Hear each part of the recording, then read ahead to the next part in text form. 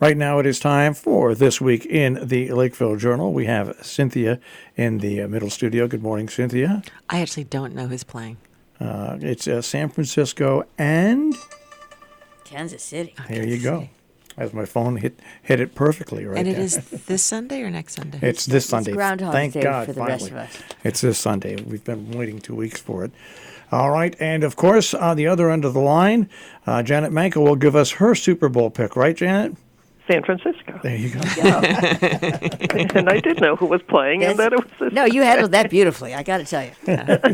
She knows. All right, well, and by the way, I've got to make my pick tomorrow with Mike Kazi, but it's going to be San Francisco. Well, good luck. Yeah. Oh, All good. right. All right. We'll see. Let's go right to the paper this week, and actually, the big story is right on the top left-hand side. No action after 3-hour middle school sports space-off, and that meeting where I watched the whole 3 hours and some odd minute forced me to speak to people from the different towns and actually submit a letter, Janet, to the Lakeville Journal, because you could see things are really starting to deteriorate, and over a topic that really shouldn't even be getting in the way. So it's an interesting story, Cynthia. It's an epic story. And as Marshall and I were discussing before we went on air, there's a lot more at stake here than the middle school sports program, which essentially everybody feels like there's nothing essentially wrong with the idea of having a regional middle school elementary program. The questions are, it's a power struggle, and it's a financing budget struggle. And that's what's happening here. And there's a meeting of Region 1 on Monday night that we anticipate is going to have some interesting consequences that will relate to this. But really a very, very long, very emotional meeting that Patrick Sullivan covers beautifully. And if you don't want to watch the video, you can read his article, which sums it up perfectly. Or do both, really. I watched the whole video, too, and really you don't have to watch the whole thing. You can listen. Probably you know the people who are speaking, and it really gives insight into where we are right now with our Region 1 situation, because this is just one of, the first effort to regionalize services in Region 1, and it will not be the last.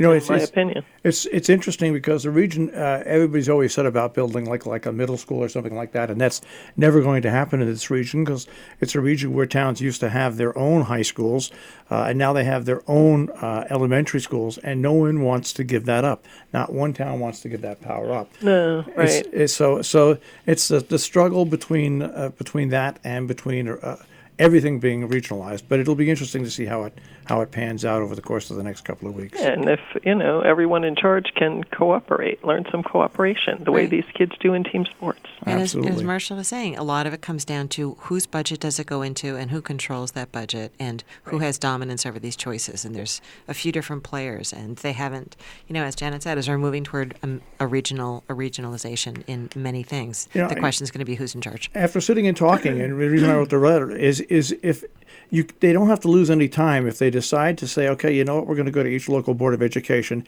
ask them to put their share of this in the budget, the schools that want to participate for next year.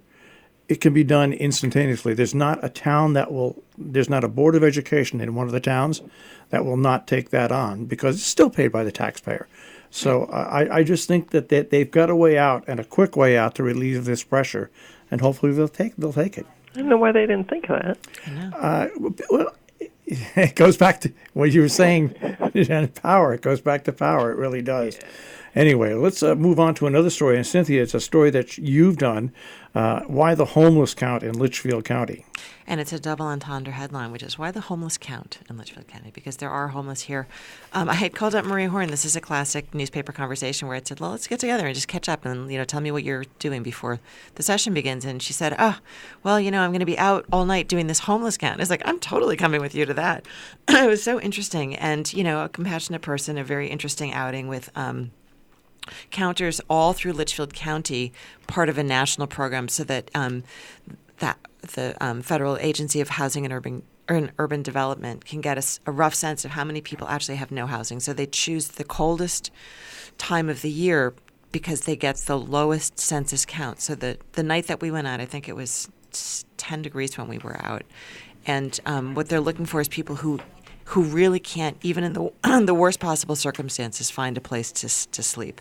So I actually don't have the final count yet. I'm going to call up and get it. And so this is a 2-part story. It explains a lot about a place in Torrington that is a center that welcomes and aids the homeless, a lot of the restrictions and regulations that stand between the homeless and support. And next week we'll have the end of that story and the total count for our county. All right, another interesting story, and they're at it again at the Freund's farm. Amanda Freund there with a pre-cooling system, more information about, as we call it nowadays, agribusiness. Right, and so this is actually not just about Freund's farm, although we do write about them quite a lot because they're very innovative over there. But there was a symposium for farmers in Torrington at what used to be the Yukon campus. And officials came in and sort of said to farmers, here's ways that you can get funding. We're trying to push you in the direction of renewable energy. And, of course, Freund's Farm is really at the vanguard of that in our region. And let's go over to the other story by you, Cynthia. Yeah, there still is time to get a flu shot. Right, and you should ask your doctor, of course, or talk to SVNA or one of the other agencies that provides them. But some of the stores in the area, CVS and Rite Aid over in North Canaan, still have some of the flu shot left, and I think we've passed the peak. It felt like when we first wrote this story, it felt like everybody in our office was sick and everybody we knew was sick. But, ask your doctor if they think it's, especially with all the fears of the Chinese virus coming in. Here's where I show my age. I miss the fact that you used to be able to get this in your doctor's office, but right now, it makes it so much easier on the doctors because they've got such a big workload that you get sent out to one of the pharmacies there where you can get it, or SVNA or organizations like that as well. Bernie Drew, spruce gum and its sticky problems. So at this time of year, I'm thinking very, very deeply about maple sap. It's going to carry me through February as I get ready for the maple sap gathering. But Bernie's writing about birch sap and spruce sap and how sticky they are. And if you've ever tried to clean up some of the evergreen tree debris in your yard, you can get that sticky sap all over your hands. So he talked about some of the uses, including making arrowheads. All right. I want to go on to move to the inside pages. And on page A3, how to keep control calmly as a parent. Right. And I think it's something that once, as Marshall and I and Janet, we're all veterans of the parenting where you at a certain point you realize like, oh, yeah, it's actually better if you just keep your cool. But an excellent new book by Adelia Moore. She gave a talk at the D.M. Hunt Library. And always a good reminder in all your relations with other people. Some very good tips in her article. And Janet, do you want to talk about summer camps? Sure. And on that same page, as we're thinking about kids, and boy, summer is just not too far away, especially when you're trying to plan for what your kids will be doing at that time. We have our summer camp section, and it is just great to think about, what kids do in the summer at these camps in this area, and there are lots of options. So read through those and start planning if you haven't already. People do start signing up right around this time of year. Yeah. All right. On page A4, the top half of it is an art page. First of all, the Colleen McGuire painting of the Sharon Shopping Center is just unbelievable. Yeah. But then you have the story about art and history in Kent. So Peter Wojtek, who's a very famous sculptor in his own right and is sort of connected to Kent and Wassaic. I think Billy Morrison is still his agent. I'm not sure. But Peter is back in town from Thailand where he casts his bronze sculptures, his massive bronze sculptures, and gave a talk at the Kent Memorial Library that was supposed to be part of their annual meeting and got delayed by the snowstorm on January 18th.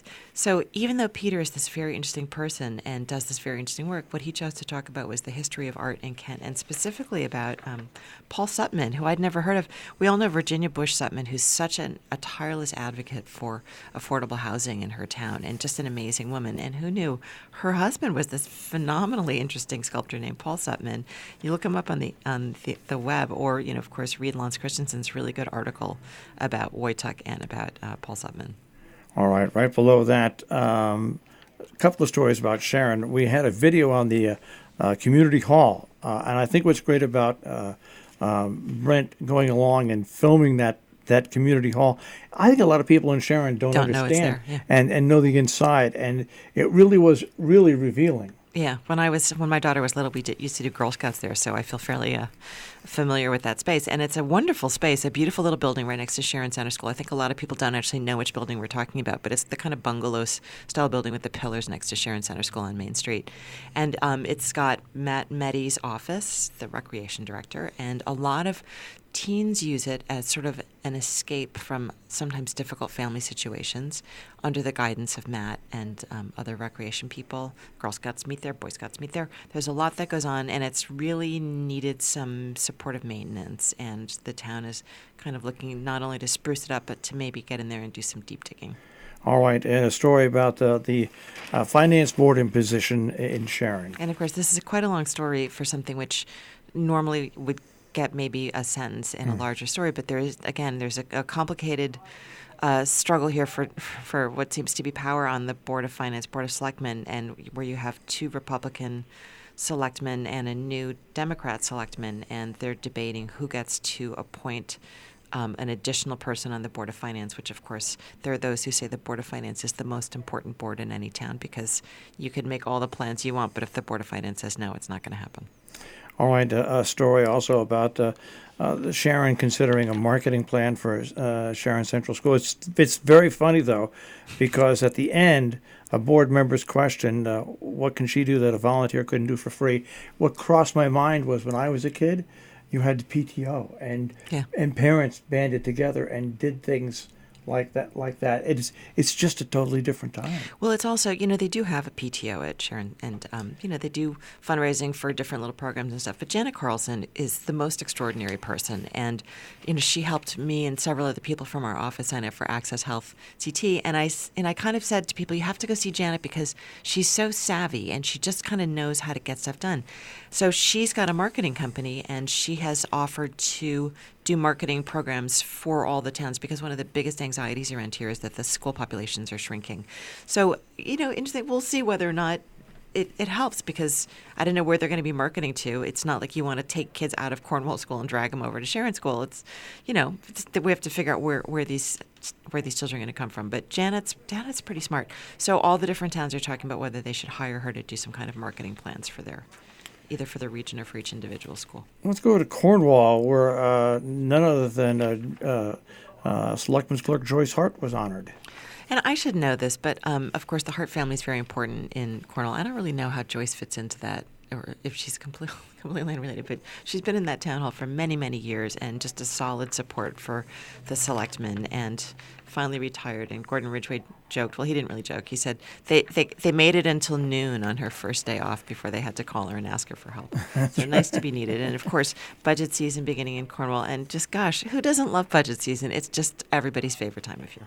All right, a couple other stories out of Cornwall. One, the search for a new principal is underway, and you had Burns Night. Right, and so of course Bernie Drew, our beloved editor who just retired, was a huge fan of they call him the Scottish national poet, Robert Burns. And I guess Gordon, I hadn't realized this, apparently this started as sort of a private party at Gordon Ridgway's house, and he would wear his family tartan and they would make a haggis, which is the challenging national dish of Scotland. And so they had a much larger party at Cornwall Library, and Gordon wore his tartan and other people wore kilts and tartans, and they served a more modernized version of haggis, something that maybe was a little more appealing to people.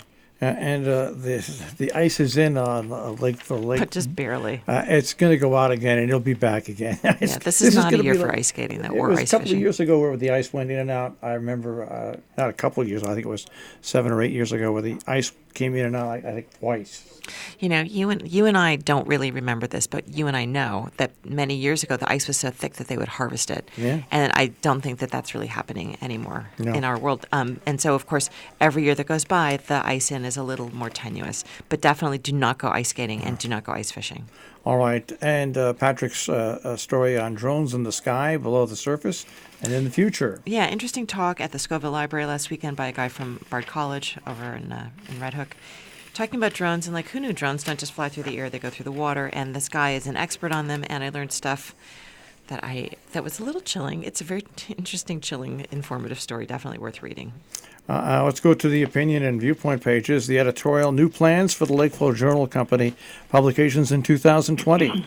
Right. We're doing our best to communicate with our readers what our plans are coming out of our survey and membership campaign at the end of last year, and things are going to change. We described there how they are changing for now, and certainly still look for any input. It's interesting. I just got a phone call yesterday from a lady who lives up on Mount Washington, actually, and shares her Lakeville Journal with all her neighbors. And she called to give us her point of view, and we welcome that, and we'll continue to communicate as time goes forward and keep an eye out for events in our towns where we will ask people to come and meet with us, and we'll have some interesting time to share views. And so we will also do that with open houses at our building in Falls Village. And you have lots of different letters this week. We do. Isn't that nice, actually? And so we have a letter from a fellow over in North Canaan who found help wasn't there when he needed it from our state representative. We have Catherine Palmer-Payton talking about local volunteer efforts and how we need to support them. Bruce Thompson on the Senate trial. Fran Besmer on also national topics. And, Marshall Miles on 5 easy steps to implementing a Region 1 middle school sports program. It's interesting because, that was what you had at the top of it when you sent it. And I thought, well, we have to be able to shorten that headline, but there wasn't really a good way. We want people to read that, to get a handle on what's going on, and certainly read Patrick's story and watch the video. All right, and turning back to pages, Roland Beers is on the sick list with the grip. I know. When was the last time you heard that? My grandmother when I was a kid. Okay, that's what I love about turning back the pages. I really do. It's like that great song. I know that was 100 years ago, and I'm thinking, was there an actual sick list? I mean, or are they just being sort of creative, saying he's ill? But just imagine if you had a sick list nowadays, all the lawsuits that would. Yes, exactly. Yeah. Just couldn't do it. Not with names. So yeah, it is. That's the charm of looking at how things were back then. And I'm sorry, I burst out laughing without even looking at it closely, and I saw the map that Peter Steiner. It's so funny. Peter Steiner really outdid himself this week. I burst out laughing, too, when I saw it. I just thought it was perfect for this week. So you cannot describe it. You have to see it. It's a visual. There's no other way to get that impact than looking at a cartoon. So, don't miss Peter Steiner's cartoon this week. We have Tony Peel on Justice Stevens versus the Roberts Court. We have Carol Asher on the inequity in wealth in our nation and the world. So this is a really interesting piece that she put together with lots of information that gives back up to what she's saying. And we have Ralph Nader on Nancy Pelosi's choice not to go for all-out removal of Donald Trump. It's it's probably one of the favorite editions of the Lakeville Journal every year because in this edition you have the big insert that goes with the Salisbury Winter Sports Association Jump Fest. That's right. The program that our staff and the volunteers over at SWASA put together. It's a lot of work. And when you look through the program, take note of the advertising because all these volunteers fan out over the tri-state region and pull in all these ads of support for the ski jumps and for the Salisbury Winter Sports Association. It's just a great weekend that's coming up on February 7, 8, and 9, and this is the perfect lead into it, so don't miss it. And it's just something that you can hang on to. It's really nice. It's always a great supplement, and it always tells you. Gives you a week warning, 1 week warning. And a lot of history. It's so great as far as understanding what the history is. And looking back over not just the year, but many years. This is the 94th annual Salisbury Ski Jumps, which is amazing, that we have so many volunteers in the town of Salisbury who keep this going and who are so enthusiastic about it and so knowledgeable. It's just grown, and it's just great. Volunteers at Salisbury Winter Sports Association are historical. That's all you can say about them. That's right, and there are plenty of pictures of them and the jumpers and everyone in this piece. So All right. And, Give it a read. we can go into Compass. We have about 4.5 minutes left here. I want to point out 2 advertisements in Compass. One is our membership model. It's not too late to join us as a member. People are still joining up, and explanation of how to do it is on the first page of Compass. And it's not just the money. We want to know that you want to have a local newspaper and that we're giving you what you want. So people are often sending us little notes. We love to read your notes. And also, my first ad that I've ever designed with Lou Timolot from the Falls Village Sawmill, which Lou is so funny, so you have to read his text there. So we've got voguing coming up. If you're looking at that photo and thinking, how does that guy do that with his arms, then you can find out, because that's a big part of voguing. It's not just the dancing. It's this unbelievable joint movement in the shoulders and the wrists and the arms. And Kotzebue, which is the famous dance center out in Hudson, has 2 days of voguing workshops and a Vogue dance that actually I think my daughter and I are going to go to because it sounds really fun. It's February 13th and 14th. On the 13th, there's going to be a talk by Richard Mouv, who's a very famous sort of dance historian. He's over at NYU. He'll be talking about the history of voguing, but probably the most thrilling part will be Jason Rodriguez from the TV show Pose and some other TV shows, and he'll be doing demonstrations. And then the following night, Jason's house, his voguing house, known as the House of Eon, will be dancing at their Love is a Love Ball, and the proceeds from the weekend of activities goes to the LGBTQ plus group in Kingston. So definitely read that article by Jeffrey Seitz, who's a young man who's recently joined us as a writer. Fred Baumgarten, who we love and who is not in the area anymore but is still writing for us and is such an interesting person writing about classical music. If you have any questions about why you should go see Beethoven's Eroica at Bard College, you should read Fred, because he makes it so exciting. You just, like, I can't imagine not wanting to go see this performance. So that is coming up at Bard February 8th and February 9th. And then Catherine Noren, just one of the loveliest people who lives in Cornwall, just an exquisite photographer, really warm, textural, inviting images of everyday things, and she comes at them from a funny sort of Degas-like angle where you're sort of not quite seeing it face on. You're looking at it askew a little bit, and so she's got details of still lifes, but also a lot of details of architectural buildings and the architecture on buildings. So information on that in Compass. And you also have the. Okay. I was going to say you also have a Crescendo, which has in the short time they've been around. It's amazing how large and long their season is and how diverse it is. They have 2 concerts coming up this weekend on the 1st and 2nd, one at St. James Place and then one at their new winter home, the United Methodist Church in Lakeville. That's a bunch of volunteers that rival SWASA for being super dedicated. There's a lot of them. They work so hard. And, of course, under the guidance of the very charismatic Christine Gavert, who is tireless and creative and inventive and incredibly talented. And Janet? Yeah, and there's the rest of calendar too, but I wanted to talk about Crescendo too, because it is, this time of year, it's always difficult because we're accustomed to so much activity in the summertime. But boy, places like Crescendo bring that creative energy all year long. Christine is amazing. Everyone is amazing who plays and sings for Crescendo, and these concerts are not to be missed. And what's interesting in our region, if you look with the Sharon Playhouse and also Mr. Baruti with what he's doing with his company to bring year-round entertainment, and even you look up at Tanglewood now, and they are planning. There's a lot going on. It's because they've all realized that there's just a dearth of things that don't happen in the wintertime, and now those things are starting to turn around and happen. And Lloyd Baruti and his Showtown, as you mentioned, their next activity is February 22nd. It's a jazz brunch at the Interlaken, and the 2 chefs at the Interlaken were just honored to be part of the James Beard annual dinner up here. And Deb Alexinas will be doing a profile of the 2 chefs and talking a little bit about the upcoming jazz brunch, which has a large jazz group, including Peter McCarron, our beloved local. And also a reminder, this weekend on Sunday, you can benefit the chore service by going to the benefit brunch at the Interlaken on Sunday in between 11 and 1. Interlaken really stepping up. It's the chore service this week. It was SWASA last week. It's such a great program the Interlaken is doing for the community. All right, well, these stories and more in the Lakeville Journal on your newsstands or home delivery, and they are working on their website as we speak. And that's right. And sometime in the first quarter, hopefully, that will be up full and running again.